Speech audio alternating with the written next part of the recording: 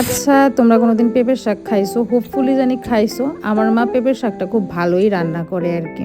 তো এই লেগে আমি ভাবছি মা যখন শাকটা রান্না করবো আমি একটু ভিডিও বানাবো আর কি, যাতে তোমাদের সাথেও শেয়ার করতে পারি মা কেমনে পেঁপের শাক বানায় বা আমাদের বাড়িতে পেঁপের শাক বানানোর প্রসিডিওরটা কী তা।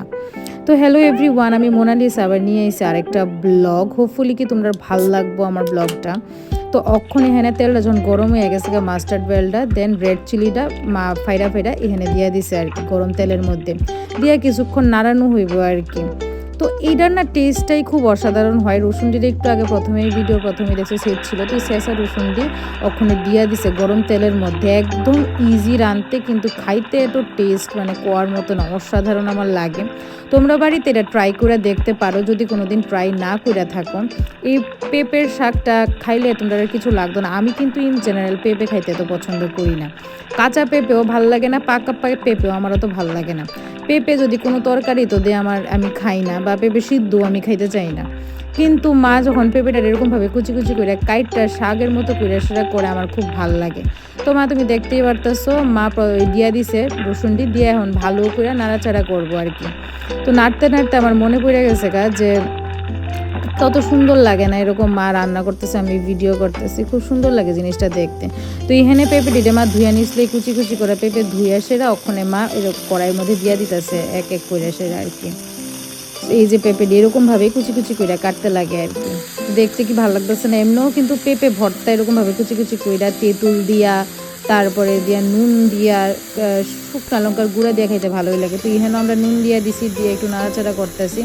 কইরা সেরে কিছুক্ষণ পরে আবার দিয়ে দিছি হলুদ পরিমাণ মতো, অ্যাজ পার দ্য টেস্ট যতটুকু দরকার আর কি। দিয়ে আরও ভালো করে একটু নাড়ানাড়ি করে নিতেছে মা, নিয়ে এটা অনেকক্ষণ মেনলি একটু ঢাইকা ঢাইকা করতে লাগে, আর জল দিতে লাগে না এক্সট্রা করে, কারণ কি পেঁপের থেকে অলওয়েজ জল বাইর হয়। তো পেঁপেটা একটু মানে তার ওয়াটারি ফ্রুটের মধ্যে ধরা হয়, তো এই লেগে পেঁপের মধ্যে পার্টিকুলারলি কোনো জল দিতে লাগে না সিদ্ধ করার লেগে। পেঁপে অটোমেটিক্যালি নিজের থেকে জল ছাইড়াই তার মধ্যেই সিদ্ধ হয়। শুধু এটাতে ভালো করে নাড়াচাড়া কইরা এটা ঢাইকা দিলেই হয়ে যায় আর কি। আমি এই পেঁপের তরকারিটা অনেকবারই খাইছি, যেহেতু আমার বাড়িতে এরকম রান্না হয়। আর যেহেতু মা জানে যে আমি পেঁপেটা অন্যরকমভাবে খাই না, তো মার এটা টেকনিক্স যে এমনি করে করলে তো তাই খাইবো। তো কাঁচা লঙ্কাটা দিয়ে এই যে ঢাইকা দিল, পেঁপেটা মোটামুটি তরকারিটা করতে 10-15 মিনিটের উপরেই লাগছে। যখন মা পেঁপে করতেছিল লাঞ্চের, তো এই একটা পর্বের মেনু হয়েছে পেঁপের তরকারি, পেঁপের শাক, আর একটু করা হয়েছিল তোমার কি জানি ট্যাংরা মাছের তরকারিও করা হয়েছিল। দেখো কি সুন্দর ধোয়া বাড়িতেছে। তো লাঞ্চে আমি বইয়া গেছি ভাত নিয়ে নিলাম, এই সব সবজি খাইছিলাম লাঞ্চে, সাথে এই টেস্টি পেঁপের তরকারি, যেটা নাকি অসাধারণ আমার লাগছে খাইতে।